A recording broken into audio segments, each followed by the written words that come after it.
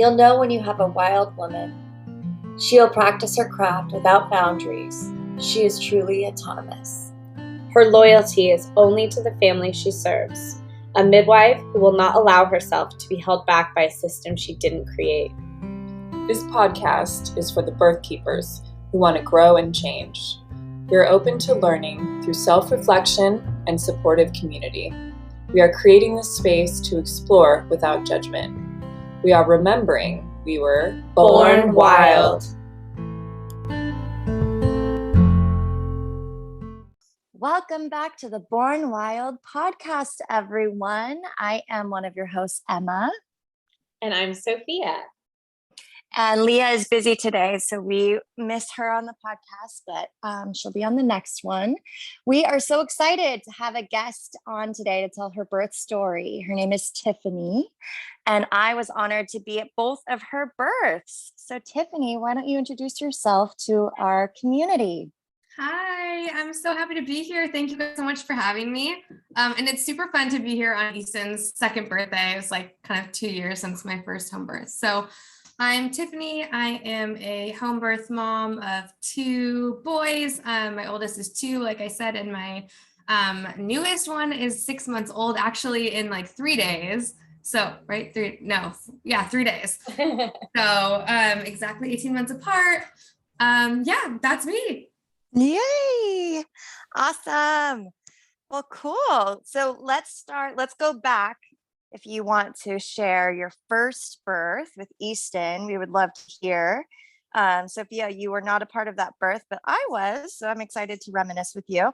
And then we can move forward to your second birth. Okay. Yeah. It's really fun. It's funny. Like when I talk about either of them, I have to always talk about the other one now because they were so different, and sort of like neither was exactly what I was expecting or anything. So I feel like in order to understand like what I find to be like my whole birth experience, I really have to tell both stories. So it's like just fun to like chat about both of them. But yeah, so with Easton, what's really interesting is I was not even going to have a home birth with Easton. I didn't even really think about it or even know what home birth was, or I wasn't exposed to it at all until I was like pretty far along when I decided I want to say it's like 30 something weeks when I decided to do a home birth. I got to like see my friend's home birth, and that totally changed my mind. I was like, okay, we're doing this at home for sure. And then it almost got derailed because I was GBS positive with Easton. And so it was my first, I just didn't really know anything. I was still going to the OB, and that like totally freaked me out because they were like, oh no, you have to have antibiotics. You have to be in the hospital. And anyways, through lots of talks with the midwife team, I was like, oh no, I think I'm okay to like still do this at home. So it almost got derailed. It didn't. But yeah, with him, I wasn't sure what to expect because it was my first. I kind of expected it to sort of like ease into it, like you kind of always hear about, right? Like, oh, it's going to start really slow, and they're going to be a few minutes apart, 10 minutes apart. You're going to walk around the neighborhood. I was like, Ben, we're going to go on, my husband. I'm like, we're going to go on a walk. Like, we're going to get these contractions going. And that is not at all what happened. Not even close. Because in like the media and everything, it's like hard and fast from the very beginning. We're like, it's not really like that most of the time. Yeah. Yeah. But with me, it actually was. So, and I should have been more prepared. My mom's actually visiting me right now, but my mom also had she had pretty fast labors. So I didn't expect to have like a 48-hour labor or anything just because I knew my mom didn't. But anyways, Easton's ended up being like 6 hours only total for my first. But basically what happened is at 5 a.m. Oh, and I remember asking Emma and the other midwife, I was like, how am I going to know when I'm having a contraction? Like, I don't get it. Like, how am I supposed to know I'm having this Braxton Hicks? Like, why would it be different? And they're like, no, you're going to know. You'll know. And I was like, it's designed so you don't miss it. Yeah. So, they were like, you're going to know. And I'm like, I don't think I'm going to know, how much. And then I woke up at like 5 a.m. and I was like, oh my God. This is this is it. This is what they were talking about. There was no confusion. It was like every cell in my body was like, okay. Like almost alarms, not in a bad way, but just like, okay, we're doing this. So Totally. like I said, I expected to have like them spaced out, and I don't remember now because it's been 2 years, but I think they started out like 2 or 3 minutes of two. I think they were like 2 minutes apart, like right when I woke up. And what ended up happening is I think I just slept through like all of my early labor. And so when I woke up, they were like 2 minutes apart. And they were lasting like almost a minute each. It was like full blown labor. And I remember thinking like in my head, I was going to have a photographer. So I'm like, I'm going to like fluff my eyebrows or something, I'm going to try to look a little nice or brush my teeth or something. No, I couldn't do any of that. I went out on the couch and was like trying not to wake my husband for a little bit. And then they were so, I had one of those like timers on my phone. I'm like, I'll just see. There's no way it could be time to call the midwife. And I'm one of those people, I'm like, I'm not going to be the girl that calls too early. Like, I'm not going to do that. It's like the only thing I care about. So I didn't call, and my app is just like screaming at me. It's like, go to the hospital, go to the hospital, go to the hospital, go to the hospital. I'm like, no, Thanks. It's too early. Like, there's no way this is going to happen so fast. And then I finally just went in and woke my husband. I'm like, you got to call the midwife. I don't know what's going on, but this shouldn't be happening this way. It's so fast. And I wasn't like scared or anything. I was just like, are we going to be doing this for like hours? Like, how long are we going to be doing this? Yeah. Where is this going to go? Yeah. Yeah. It was a little bit, like shaking. What's the word? It wasn't like scary at all. It was jarring. Yes. It was a little bit jarring that way because I'm like, oh, I don't think I can do this for like 24 hours. It's not going for 24 hours. And I just didn't know what to expect. So anyway, I tried to get in the shower. That like wasn't helping. I tried to lay out here. That wasn't helping. And finally my husband got the pool set up, and it was like the second I got in the pool, I'm like, and after that, and you guys weren't even here yet, Emma. I don't even think you guys had arrived, because I think when you guys got here, I had to get back out of the pool, I think. I remember walking in and you were laying on a pillow nest on the ground next to the door. And I don't know if you had been in the tub or out. Yeah. I think that the midwife had gotten there and was like, you need to get out of the pool, because they didn't know if my water broke or anything. I don't remember why. I just had to get out. Okay. Yeah. I was like, if anyone gets me out of this pool again, it's going to be the end of them. Yeah. I was totally so attached to the birth pool. I was like, I do not want to get out of here. It's like pain relief. Like, you know what I mean? And it was just so pleasant being in there. And then I'd like go back and forth from like the tub to the toilet or whatever. The thing that was horrible, honestly, about the birth was nothing about the labor or anything. It was that I couldn't stop throwing up.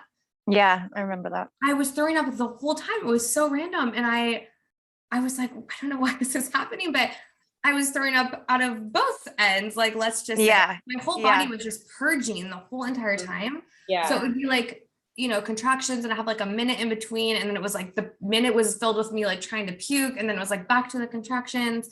I remember that. It's so common, but sometimes women don't know to expect it and that it's normal. Yeah. All the hormones. Oh yeah. I couldn't even tell in that moment. I was like, my body is just like, what's going on? What's happening to me?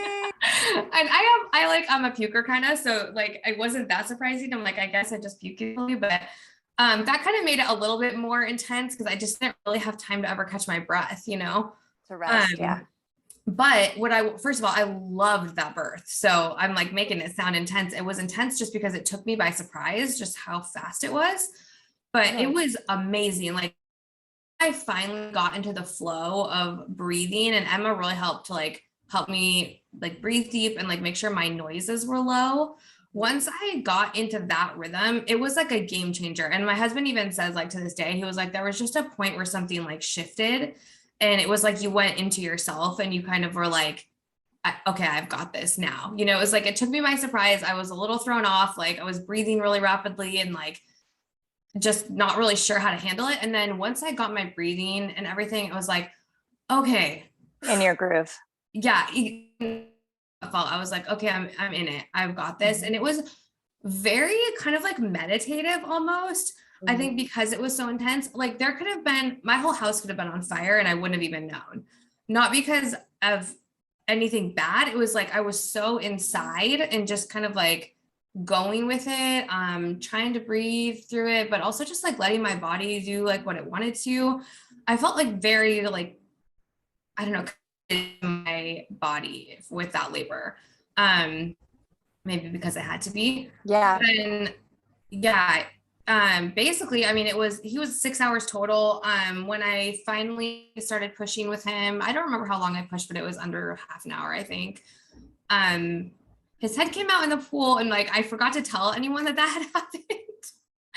So I like his head was out, and everyone's like, okay. I'm like, hey, I think because his head came out, and then the rest of him didn't come out, right? So I'm like, this seems weird. It seems like he should be coming out by now. And I remember saying something like, hey guys, I think he's stuck. Like he's not coming out. And the midwife was like, oh no, it's just his head. And I'm like, no, his head's been out. Like it's been out. They were like, what? I didn't even say anything. So it really wasn't that long, but it was just, like a couple rounds of contractions, or like, I think 1 or 2 rounds of contractions. And no one just didn't realize because I just didn't say anything. So what ended up happening is his hand was up by his ear. So I think that's the nuchal hand, right? Mm-hmm. Yeah. He had a nuchal hand. That's basically what happened is that his head and his hand came out, but his elbow was like stuck, I think. And so we just got out of the pool. And then I went into like a runner's lunge position, and then the midwife was able to just kind of like pop his elbow out. So what's really cool about that is I think, I have a friend that had a baby right before me, and he had a nuchal hand, and I talked to her about it later, and she was in the hospital, and like, they were going to get like, they didn't actually, but they were like talking about an episiotomy, which I didn't even know they did those anymore. Mm-hmm. But they like threw her legs back behind her. And like, she said it was so scary, even though nothing bad happened. Like they got the baby out and everything, but she was just like, it was so terrifying. They made it seem like it was like an emergency situation. At our house, it was just like a calm, like, okay, no worries. Like just get in the runner's lunge position. We'll just move your body, and I would just, cause I could move my body around, he was able to just kind of come out, Mm-hmm. So that was that. I mean, that was just like, it was a freight train, and it was, just kind of, it was like a smooth freight train is what it was. It's like a smart train. Yeah. So that was him, and it was great. Like I loved it. We co-slept. He was born. Yeah. Can I pause for a minute? Yeah. What about your placenta? Do you remember anything about the birth of your placenta? Aww. I remember that it did not want to come out. Like it took a little long. I think it was like 30 or 45 minutes that we were waiting. I don't remember if she was pushing on my belly a little bit. Eventually I think that we just like kind of did like the gentle, like coaxing of it out, but I think it was like 30 to 40 minutes. Okay. And you're bleeding, was there anything about bleeding too much or? Yeah. No, and I don't think with either of my births that I bled very much. Because I watch a lot of like home birth videos because I'm, obsessed. And, sometimes I'll be like, oh, that seems like a lot of blood compared to what I remember. So I don't think I had a lot of bleeding. Mm-hmm. And then honestly, it was like the placenta. Easton on. You're cutting up a little bit. You're breaking up a little bit, Emma. Try saying it again, Emma. Oh, shoot. Can you hear me? Yep. Try saying it again. Can you hear me now? Yeah. Yeah. I remember, oh my goodness. I remember that we were getting Easton on your breast and you were nursing him. And then that's when your placenta came, from my memory.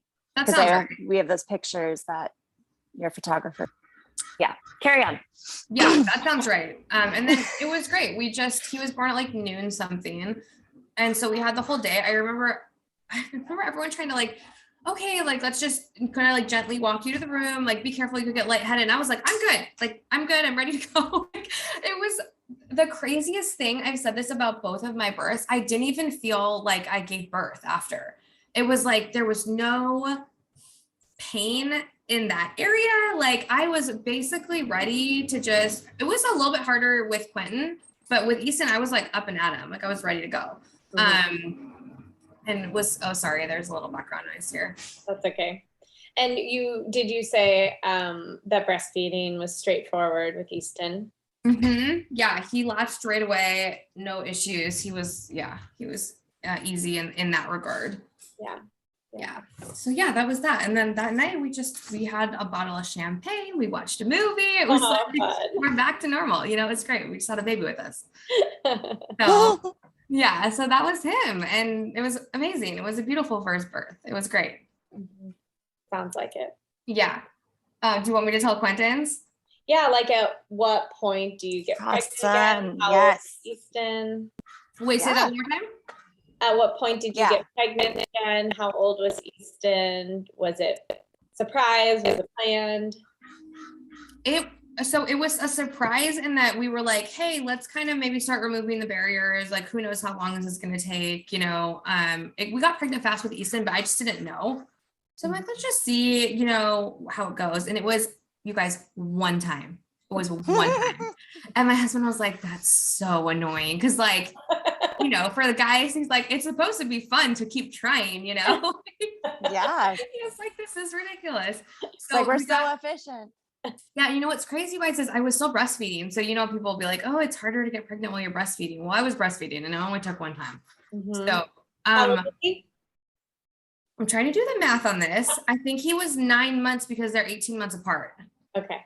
And then I continued breastfeeding Easton until he was, it was basically like 10 or 11 months. And at one point I think this is for me, I just think this is like so cool because it shows like your breast milk changing, but he one day pulled off and looked at me like I had poisoned him. He was like, what is that coming out? That's not what I've been drinking. I'm not into it. And he never breastfed again. That was the last, he was done.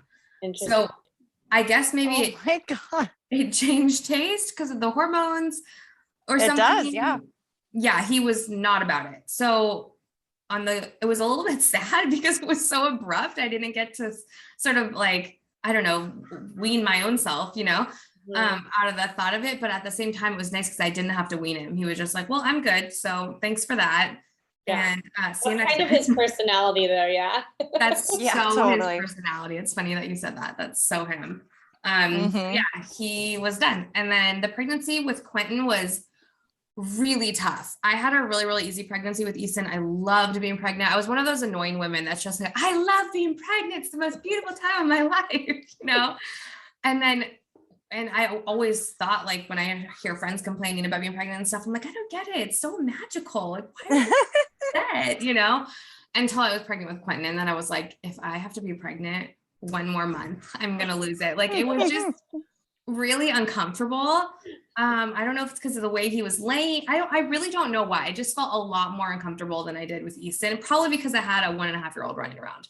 I was going to say, it's definitely harder when you have another little one. Yeah.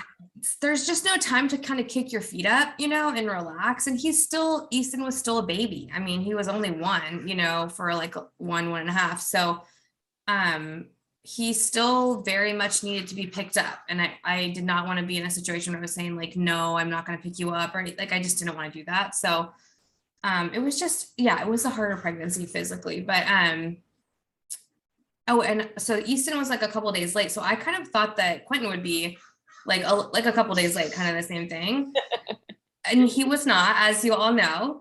He came 10 days early, which I was in no way prepared for. And not only that, we had a friend over the weekend that he came. So he came on a Sunday or a Monday. Our friend was still here in the guest room. Nothing was the guest room, by the way, which was like the baby's room, which was not set up at all, which who cares? I mean, I knew from having my first, they don't need anything, but still, it's like nothing was ready. I don't think we had a piece of the hose that we needed yet. Like we did not have everything. My husband was freaking out. Didn't you kick your friend out? Oh yeah. We're like, you gotta go. My husband's like, you have to leave. She's in labor. And bless his heart, he was like trying to say goodbye to me. And I was like, just go, get out of here. And Yeah, so that was a little shocking also. Like both my labors, I felt like started in a shocking way. This one, because it was just so early. I just couldn't believe it was actually happening.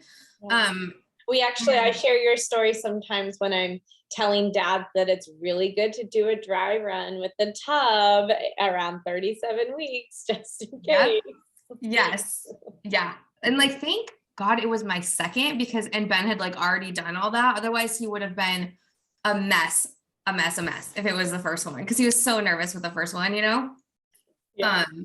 But at least thankfully he like kind of knew somewhat what to do, or like had some idea of how the process is going to go. So I don't think he was quite as nervous, but, and he MacGyvered the hose. What did he have to do? It was like a whole bunch of duct tape and towels, and like he had to hold it, you know, or else it would go shooting off.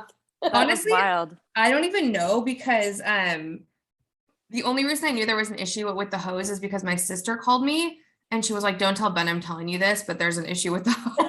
She was like, "Oh my God, not to tell you." Throwing him under the bus. Because my sister was here for my first birth, and so she was supposed to be here for my second. She was coming in like a few days later, but she didn't make it.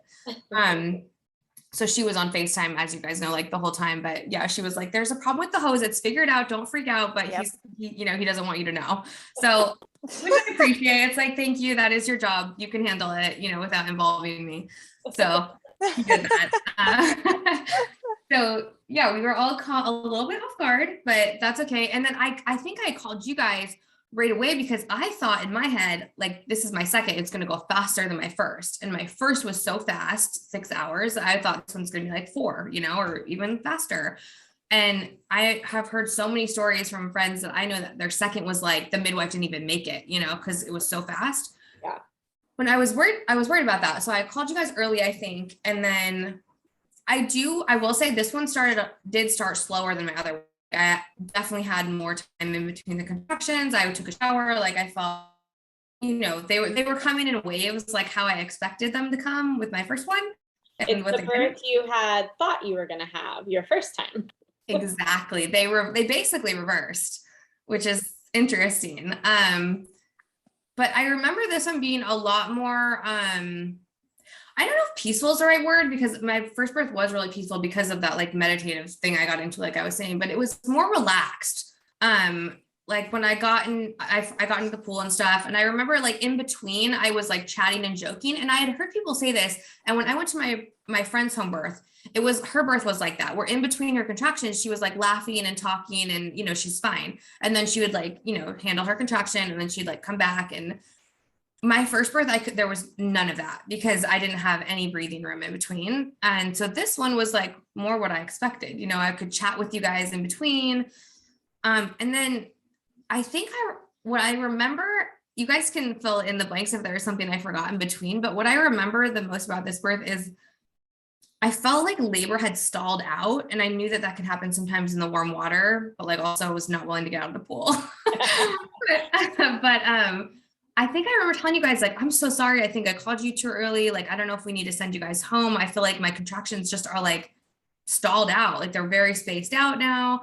And I asked you to check me, and you guys were like, you don't need to get, you know, like if you want to, we will, but like, it doesn't really tell you anything, you know, which I knew. And we were looking at each other like, you're clearly in labor. You didn't call us too soon. Like you were just comparing it to the first one. We're like, but for us, we're like, obviously you're in labor and we should be here.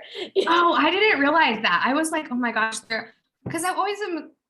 This is like such a thing. I'm sure everyone does this, but you're always like, oh no, everyone's like so bored, you know, you know, you're like, oh, are they here for no reason? Like they probably have other things they can do. They all have families. Like, but really, it's like our favorite thing in the whole world to do. Yeah. Well, and I was having so much fun chatting with you guys too. That's what was so fun is, I guess because I didn't experience it with my first, I just didn't realize that that's kind of how it can go sometimes, where it is just some downtime. Mm-hmm. And I don't know, I guess I was just like, there's too much downtime. Like we're not having movement. So anyways, I made you guys check me, even though you said, you know, that there wasn't twisted really our arm. And then Emma checked me, and Emma, I hope you don't mind me telling this story, but you were like, you wouldn't tell me what it was because you're like, I need someone to double check me. And I was like, no, I'm at like a 2. Like, I'm like, this is horrible. She's not telling me because she doesn't want to discourage me, you know? I was like, this is just, okay, we're going to be here all day. Like, this is going to be a 48-hour labor. With like, oh my God. I like started thinking all the things. And then I think Which is why we didn't want to check you. We didn't want to see you. So then I don't know if it was Sophia or Leah. I think it was Leah that checked. And then you guys did like a little chit chat and you're like, okay, so you're at a 10. So you know, whenever you're ready, you're good. And I was like, I didn't want to be wrong on that because that's a big deal to say you're 10 if you're not. And then somebody's like, actually, no. And you're like, oh, sorry. Yeah. Once you told I didn't me want to why do you did that. I would appreciate it because I was like, if you had said I was a 10 and then someone else said a 4, I'd be like, oh man, you know, you can't help but get in your head about it a little bit. For sure. Even though with Easton, I did have you guys check me with Easton. And I think I went Easton, I don't remember like the numbers, but I went from something, I was at a 4 for like a long time, I think. And then suddenly I was like at a 10. I remember it happened like really fast. So, you know, I do know that like the numbers don't matter because with Easton, it didn't matter at all. It was like, you know, so fast that I progressed like a few numbers, you know? But anyway, so then I was like, then I remember saying to you guys, this is where I jinxed myself. I remember telling you guys, oh, this is too easy or whatever. Like, I feel like I cheated. Yeah. That labor was so easy compared to Easton's. I was like, obviously I thought I was at like a 2 and you guys shouldn't even be there. So I didn't even feel transition. Like I never felt like I was with Easton. It was such a clear transition period. I was like doing exactly all the cues that they tell you where you're like, I can't keep doing this. I want to give up. I had all of that with Easton, like the emotional response, everything. Yeah. When you said that, you were laying in the tub, you're like, this was too easy. We were all like, ooh, not done yet. You should just keep your thoughts to yourself. She said it. So not the right thing to say. Well, you said something about daytime. You're like, wow, like I just had both my babies in the daytime or something. And then Leah's like, well, it's not, the day's not over or something. Yeah, well, you had said I always pictured that like they would come at night and all your baby heard was come at night. And he was like, Roger, Mom, gotcha, come at night. Okay. Yeah. And actually one of my memories of like why you eventually convinced us to check you was because in your first birth, you had this story that your body never spontaneously pushed. Never. And that you wouldn't have known to push unless your midwife had said you were complete. And so that was a thing that you were like, but how will I know? If I'm not ever checked, how will I know if I'm ready to push? So that's a memory I have.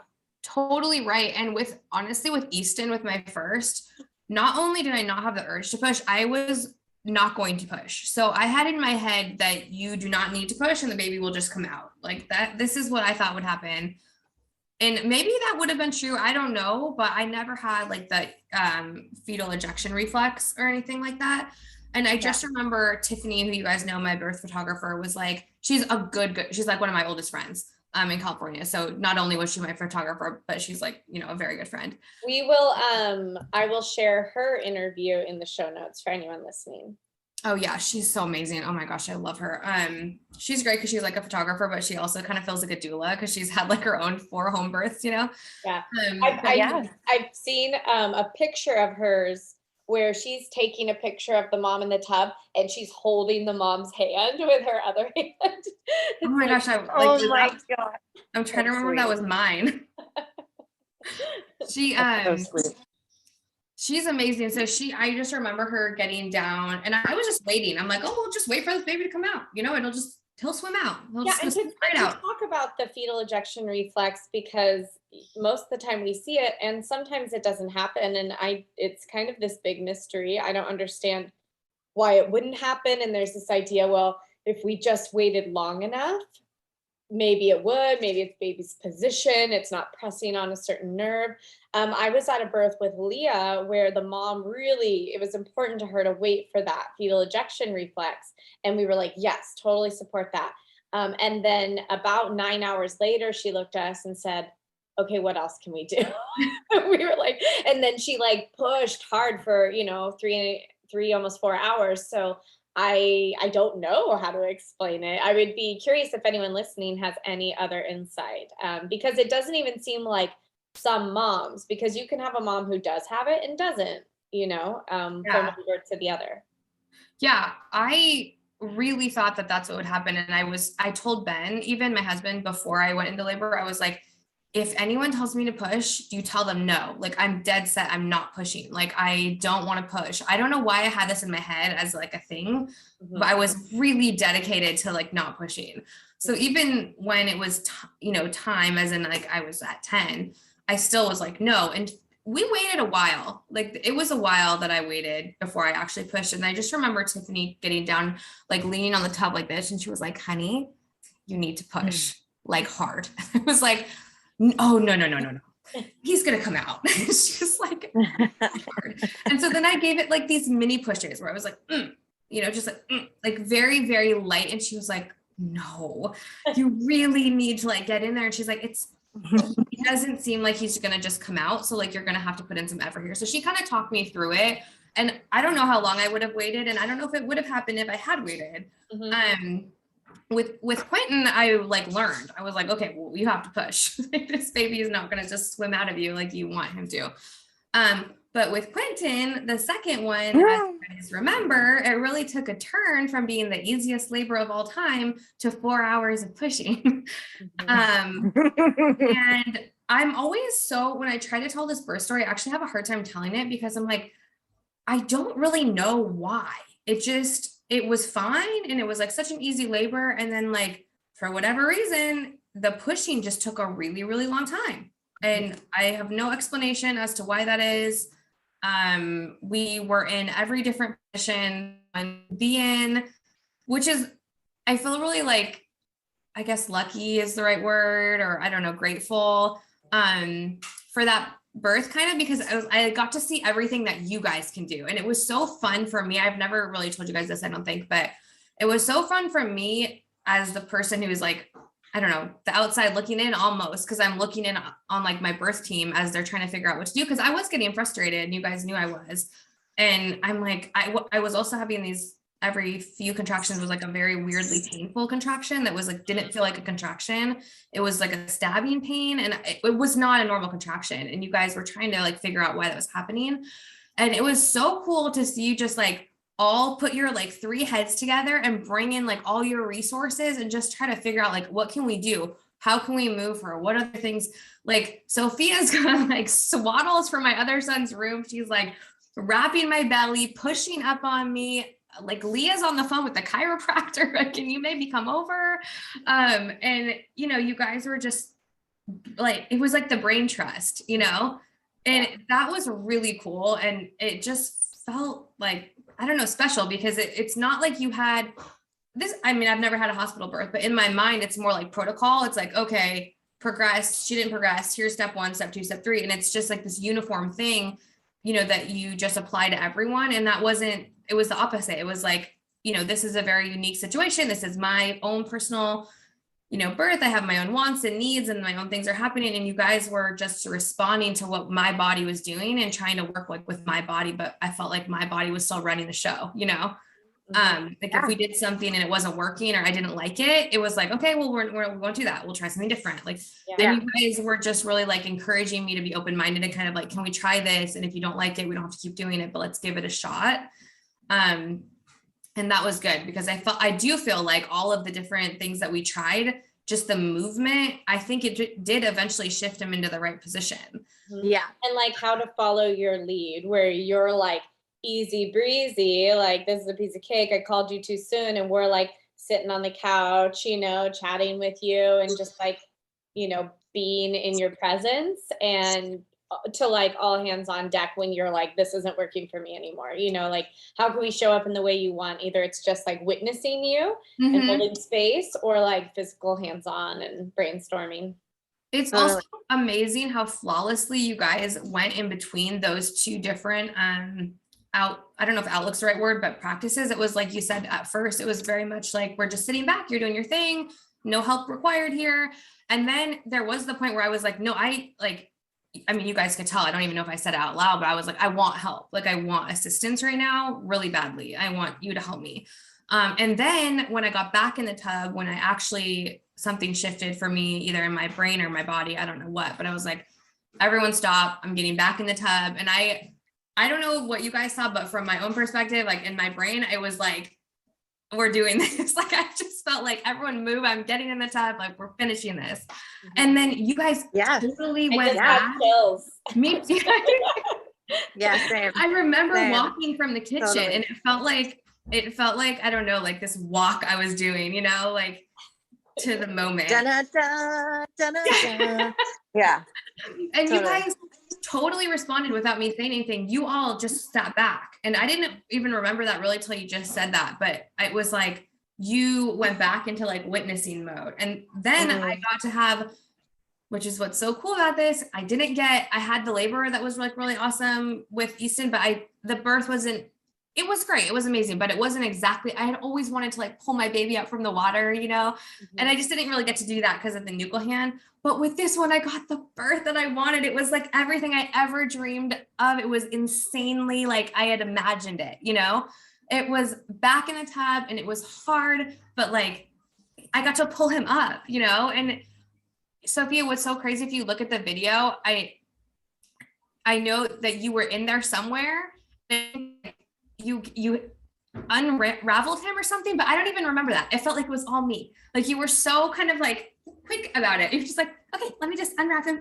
Like you gave him back to me. And you almost didn't do it that way. You almost like in your subconscious tried to repeat your first birth, because I remember when his head came out and you said, I think he's stuck. And I said, your baby's not stuck, push your baby out. Yeah. Oh my gosh. And you were like, okay. Yeah, I remember that. Crazy. Do you know why? It's because a lot of times you see these birth videos, which is so cool, where the head comes out and then the baby just flies out after. So I think I just thought you just have to birth the head and then the baby just flies out. But my babies, in fact, do not do that. So. Most babies do not. Oh, okay. Yeah.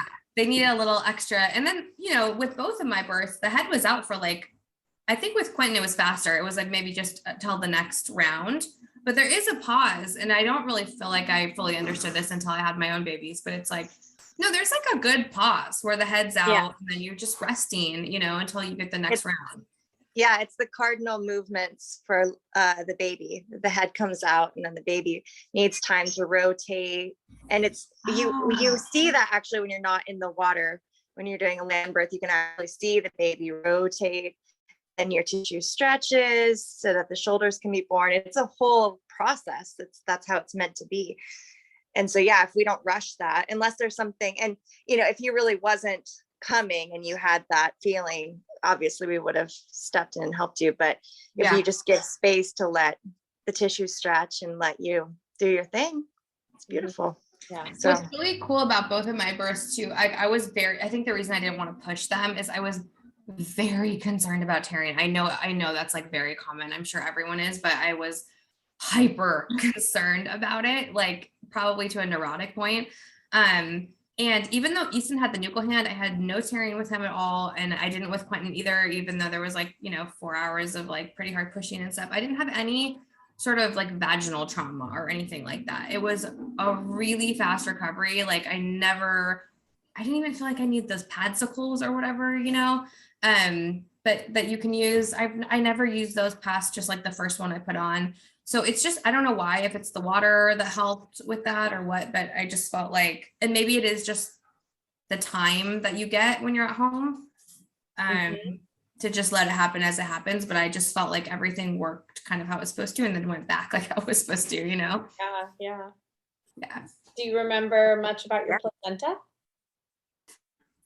Frustrated. I feel like I remember a little bit of frustration. Like, why isn't it coming out? Didn't it take forever? Yeah, go ahead, Emma. You and I were the placenta team, Tiff. I don't know. I remember it taking a long time, and I was like, okay, you were like, let's just wait and we'll see if it comes. And then at one point you're like, hey, I'm really done with this now. So you were like standing over me and I was like underneath you. We were doing some really fun things and I was like doing gentle traction. You're like, we're really close now. You and me, you've seen it all, Em.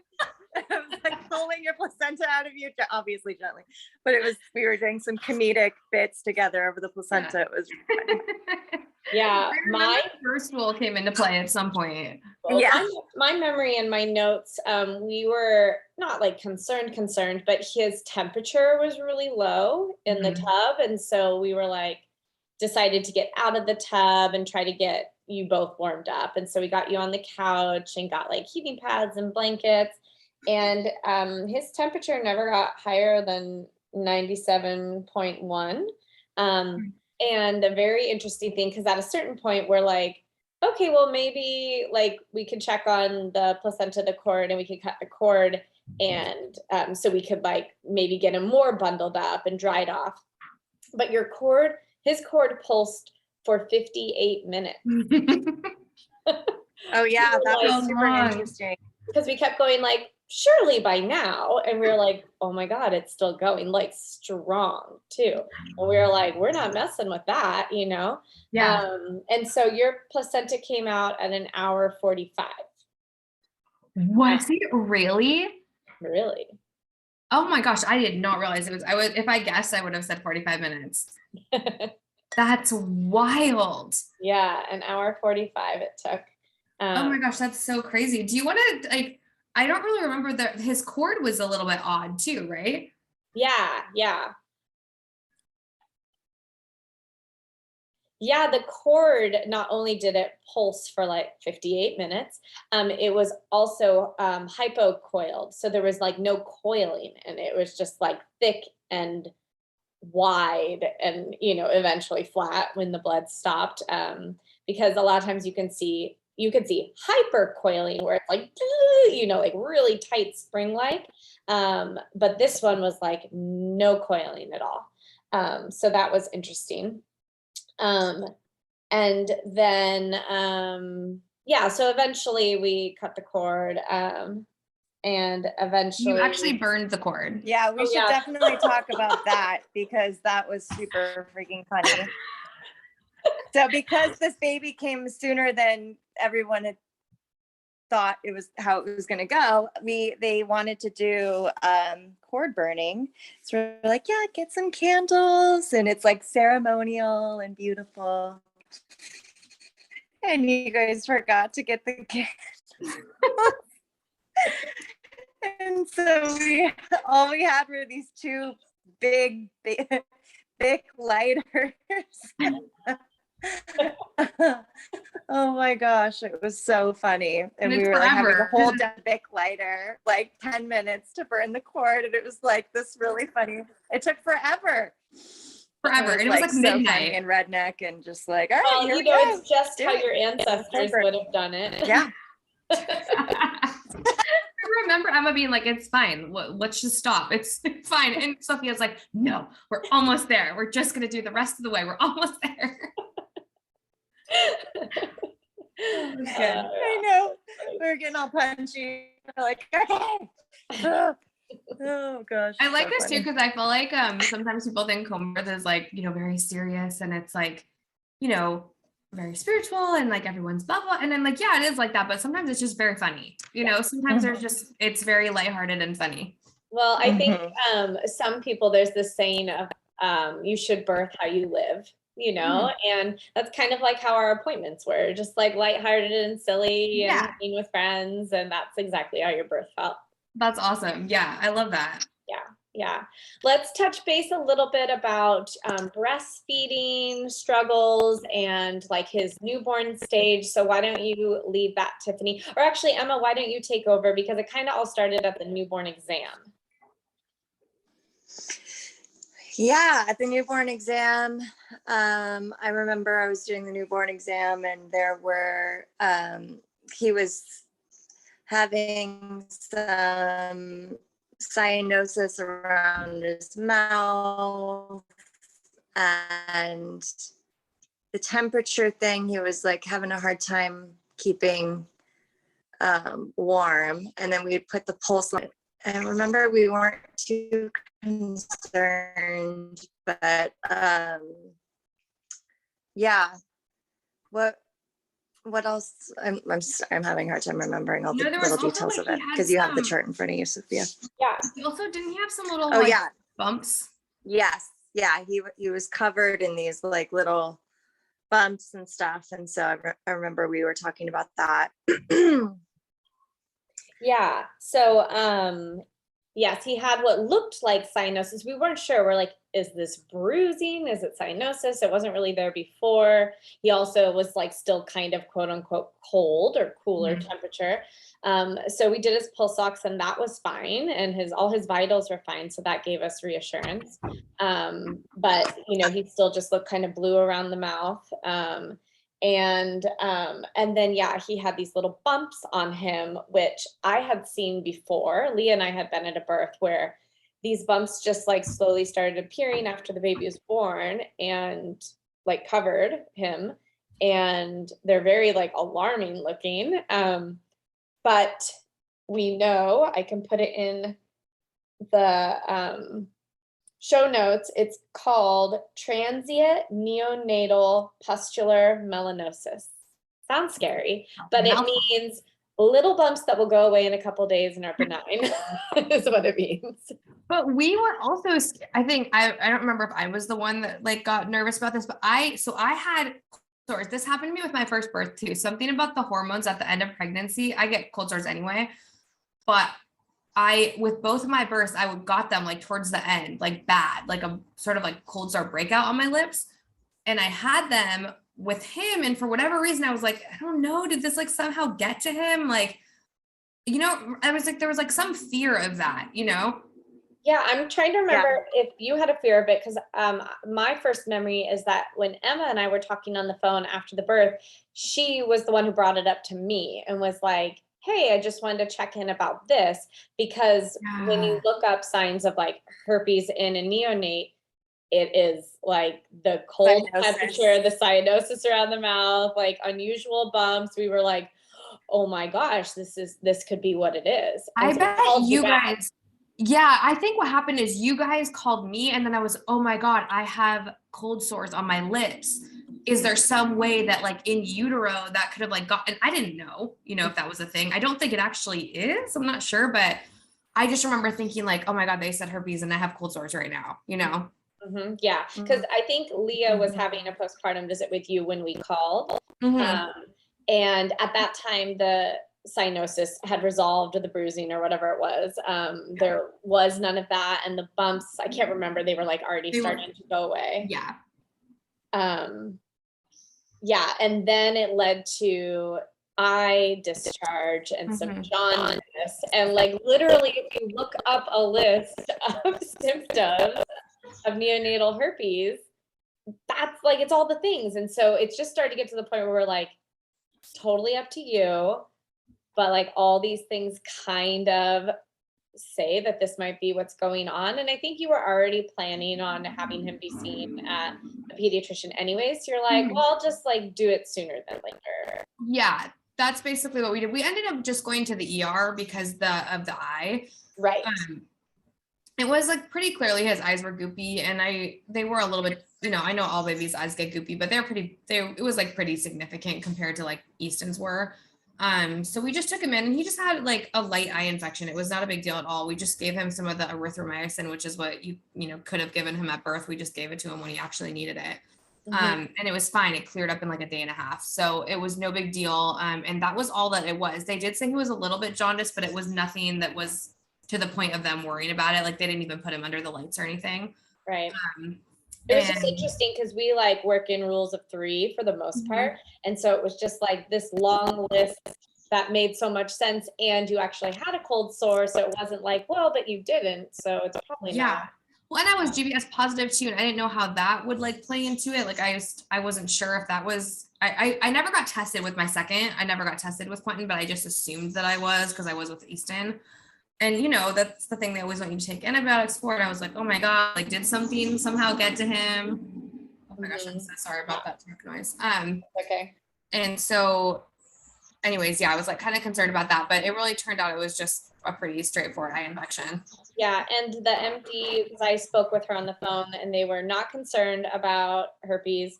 And she said the cyanosis around the mouth could have actually been from getting quote unquote too much blood, because the cord pulsed for so long, which she's like is not like a bad thing. It just could be an explanation. Isn't it the same with the jaundice too? Like if the cord pulses for a long time, they can have like a little bit more jaundice. Yeah, you just like be prepared to like expect it, but it's not. Yeah. It's not like concerning. No, they were wildly unconcerned about the jaundice, and it made him look very beautiful and tan. So yes. And then you had another run-in with the doctors. This little baby wanted all the attention. Oh my gosh. And it was like with Easton, I swear this kid never even had a sniffle. And like, I mean, the kid had nothing ever, you know, it was like everything was so smooth with Easton. And then this baby, I'm like, okay, we are in the ER a few days after birth. Like that was so scary to even be there because I'd never been in the hospital with either of my babies since I didn't give birth there. It was an eye infection, no big deal. Okay, cool. And then, you know, he was born in December, so it's the middle of cold season. My older son is in daycare, so he's bringing home everything under the sun. I mean, my older son was at that time, like, was sick for like a month or something before I had the baby. And anyways, basically the baby started getting like pretty despondent. Like he had like a little cough, but it wasn't that bad. It was just kind of like a, you know, a little hack here and there, but he seemed fine. But then he started getting very lethargic, and I do not really like to overuse the medical system. So I do tend to like stay back and just wait and kind of watch. My friend is, my really good friend is a NICU nurse, and she was kind of like, you should bring him in. And I was like, I'm going to wait. I have a pediatrician appointment coming up. We had it like a day or two later. I'm like, I'm just going to wait. I don't want to bring him in if I don't have to, you know?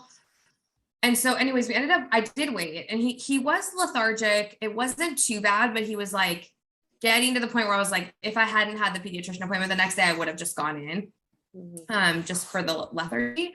But I went to the pediatrician, and she did the pulsometer on him. He was older by now. I think he was like 3 weeks old or something. I have done it 3 weeks. Yeah, it was well after the birth. And his oxygen levels were really low. They were like in the 70s. And she was like, actually maybe at her office, they were in the 80s, but it was like low. She was like, says that O2 was 77 in my notes. Okay, at the pediatrician. And then you transported to CSF. Okay, and then first we went to Marin General that night. We didn't even go home from the pediatrician's office. She's like, just go to the ER right now. Like, you need to get him in. So we went to the ER, and it was so scary because, first of all, I didn't know what he had. I didn't know what was wrong. There was like 7 to 8 people working on him at once. They were not telling me anything. They did his pulsometer. They tried not to let me see it. I saw it. I knew it was like in the low 70s at this point. So I knew it was dropping. They were like hooking him up to a million different things. No one's telling me anything. It was so scary because also we were in the ER, so it wasn't like the NICU, you know, so they weren't really like, I don't think they're used to having tiny babies like that. So they were just trying to make things work that didn't work. And anyways, we ended up getting admitted. We spent the night at Marin General. He could not get his oxygen up. I mean, he had to be on oxygen. And then the next day they just told me, like, we have to transfer you to UCSF, Benioff, like the children's hospital, because if he gets worse, there's just nothing else that we can do for him here. So you should just go, like, you'll be in the best care down there. I still have no idea what's wrong with him. I think maybe it was that day that they told me he tested positive for RSV. So that's basically what had happened. My son had got RSV my older son at daycare, and then transferred it to the baby. And so he just had like a, really bad. And a lot of people, there was a lot of people that had RSV around that same time. That feels like that is what happened. Yeah. So actually they told me at UCSF that their floor was like full of RSV cases with infants. It was like so prevalent at that, like during those few months, for whatever reason. They just had like a surge in really, really, what's the word? Like intense cases of it. So yeah. So then we were at UCSF. We ended up staying there I think we were there for 9 days and 9 nights. So it ended up being like quite a long stay. But once I got there, eventually I realized, after probably like the first day, when you can finally have like a calm conversation with, the doctors and stuff, it did come to the point where I realized, okay, he's fine. Like, he's actually okay. he's going to be okay. It's just that, you know, you have to support them through this virus because their little lungs just aren't strong enough to fight it off. So basically you're just providing a little bit extra support to their body until the virus passes. So I mean, obviously things can always go wrong, but it wasn't like he was in immediate risk of death, you know, or something. But I did not know that until like several days into this. So it was just a very, very scary experience. But once we kind of figured that out, then it was all better. And the great thing about that is I got to talk to Sophia the whole time because Sophia had experience with the NICU, and it was like everything, these decisions that you have to make, I could like call you and say like, what do you think? What should I do? And you gave me your list, like your checklist that you have. That was really helpful. I used that. It's just for anyone listening, it's called the BRAIN acronym, and I'll put it in the show notes. As some of you probably know, I have 2 NICU babies, and it's just like a really good way to make any medical decisions, you know, to just feel fully educated before you make a decision. I think what was so, I don't remember what that stands for, and I don't remember if you like listening to your instinct is one of them, but if it's not in that, you had told me that. Yeah, intuition is the I. So B is benefits, finding out all the benefits of a procedure or what be it. R is risks of the procedure. A would be alternatives, different ways we could get the same information or similar. I is your intuition, and N stands for like nothing, do nothing, or need more time. Like how soon do we have to make this decision? And what would it be like if we just did nothing and just wait and watch? Yeah, that was very helpful to me because they are asking you to do a lot of things. And I am not the one that's like, just do whatever you want to my baby to get him, you know, do whatever you do to get him better. I am like, let's hold on unless it's, you know, if it's life-saving, obviously do it. But you know, like they weren't giving him any food because they were worried about like aspiration. So they wouldn't let me breastfeed him. And I was like, okay, I get what you're saying. Is there anything else we can do? That was like one of your like alternatives. I'm like asking them, is there any other way we can get something into his stomach? He needs like nutrition, you know? And so then the only other option was a feeding tube. So then it was like, you know, I talked to Sophia, I talked to the doctors. They were kind of like, they didn't really want to do it. But I just felt like I knew he needed that. I just, for some reason, had a very strong intuition that like, this was really important that he gets it. So they ended up doing the feeding tube of breast milk. And it was the next day that he, you know, he showed like a lot of improvement in his numbers, and we were able to go off of the NICU floor into the transitionary unit. And I'm not saying that's because I made that decision, but it just felt like certainly it didn't do anything bad, you know? Well, the important piece is, and that's where I think the empowerment comes from, is that you are the sole decision maker, you know, that you are the one who gets to call the shots, and because it is your baby and you have to live with your decisions. So you should be the one making them. Yeah, it's hard to do that sometimes when you're up against, and this is nothing against UCSF. They were actually wonderful. I have to say, I was actually shocked and surprised by how great they were. I loved that you were going there, because I'm like, when I'm at other hospitals with Ben and then we finally get to UCSF, I'm like, he's safe. Yeah. They're so good. And they're so, they involve you so much in all of the processes and like the rounds and everything. I just felt that's a great way of putting it. I felt so at ease once we got there. Like they had it handled, but you know, but still you're up against like a sea of medical professionals that have opinions, and they have their standard of how they normally do things. And like, they did give me a lot of pushback about the feeding tube. Like they did not want to give that to him. But they were still deferential, but they were kind of like questioning me a lot. And usually in situations like that, I tend to cave and just be like, okay, well, whatever you think is best. And I didn't. And I think part of that is, you know, the empowerment that you get from having a birth on your own terms, where you, like, as the midwives, not only everything was like, what do you want to do? Like, what you have to really tap in, because you guys weren't telling me this is how we do it. This is how you have to do it. It's like, well, what do you feel like you need to do? So I was so used to kind of like tapping in, I guess, to that intuition a little bit. And then advocating for, not that I have to with you guys, but just saying what I need, what I want, that I felt a little bit easier to do that in the hospital when I really like needed to use my voice, you know? Yeah.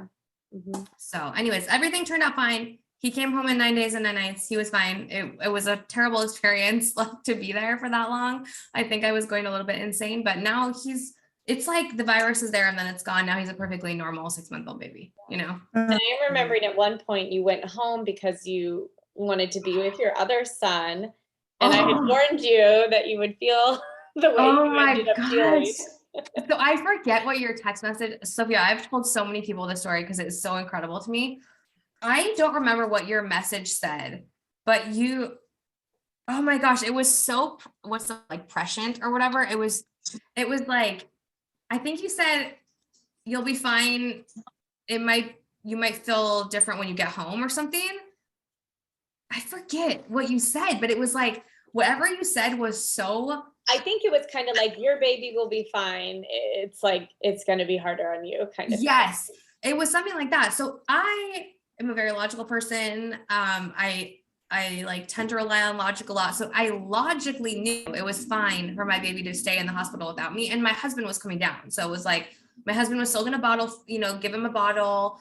Yeah, he wasn't going to breastfeed, but that was okay. He already had been breastfeeding. So I knew he was like established and he was good. I'm like, it's going to be like 7 hours, it's like such a small amount of time. And you just really needed to see your oldest son. Yeah, I was having a seriously intense emotional response to being away from my older son so long, because he is still a baby. He was only 1.5, and I had never been away from him that long. And he couldn't come into the hospital, so I couldn't even see him. So I just told my husband, it was like day 7 or 8. I'm like, I don't know how much longer we're going to be in here, but I have to like come home and at least give him some sense of normalcy of like, I'm here, I'm not, dead or something, like I'm still around. So I came home. My husband switched me. We saw each other at the hospital for like 10 minutes. Like I ran home and I was fine. I was fine when I was there. I was fine when I was leaving. I was like, okay, this is fine. Like, it's good. He's in great hands. My husband's there. It's good for them. It was like about when I crossed the bridge. I think I was going over the Bay Bridge. I don't remember, but I had a actual physical reaction that did not stop until I went back the next day. I have never had a panic attack in my life. I like pride myself on being a pretty like even keel person. And I was hyperventilating, like in the car, just, and then when I got home, I'm also not, I'm not an outwardly extremely emotional person. A lot of it I like internalize. When I got home after I put my son to bed, I was sobbing audibly to the extent that I thought the neighbors were gonna like come over. I was like almost wailing, I've never had an experience like that before. It was so physical rather than mental. It was like a physical bodily response. And it did not stop until I left the next morning. I called my husband. I'm like, you need to come back now. I need to leave the house. Like I have to go back to the hospital immediately. It was wild. And all I felt was like there was a tether, that was like getting stretched way, way, way, way, way too thin. Yeah. Yeah. I like am fighting back tears, just like remembering that feeling. Yeah. Oh, you're gonna make me cry. I can't like see other people cry. Yeah. It is so, it's really so intense. It's like the most horrible thing that I've ever felt, probably, Yeah. I remember because we went out it was 4 weeks. It was our anniversary or something. And my mom's like, go, I'll have the baby and like just go have lunch or something. And I remember like coming back in the hospital, crying, tearing my shirt off, being like, give him to me. I was miserable the whole time I was gone. Yeah, it was people are like, it's good for you. It's good for you. I'm like, that was not good for me. It's not good for me at all. I told my husband that I'm like, I will never be doing that again. So if we're in here for another year, I will be remaining in the hospital for a year then. And it's, I'm sort of glad I had that experience. I had since had a friend whose baby had to go into the NICU, and I was like able to share that with her because they were encouraging her to go home. And I was like, I felt like I almost took over your role, Sophia, where I was like, I kind of said what you said. I'm like, the baby will be fine. Like she's in good hands. Like she's fine, but you may have a very shocking reaction or not, but maybe you will. Mm-hmm. Yeah. So anyways, it was cool because you always hear people talk about like the connection between like the mom and the baby, but to feel it in such a physical way was really interesting. Mm-hmm. Yeah. Oh, what a journey you've been on. Yeah. Now I have 2 little crazies that are, running around. Oh, thank you so much for sharing your stories, Tiffany. Yeah, If anyone's Yes. listening and wants to get in touch with you, do you have any contacts that you want to leave, and we'll include them in the show notes? Yeah, you can totally reach out to me on Instagram. I'm pretty active on Instagram. My Instagram handle is Tiff Elias, TIFFELIAS. Great. Thank you so much. It's so Love good to see you again. Yes.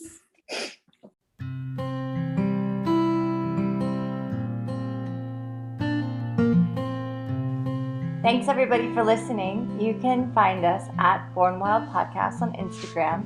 For inquiries or feedback, you can email us at bornwildpodcast@gmail.com. You can find me, Emma Ray, on Instagram at Emma Ray, REA. Sophia at sophiabirth.com. And me, Leah, at Bay Area Home Birth. We would really appreciate it if you would rate and review us on Apple Podcasts. It helps us reach more people. And as always, Stay wild.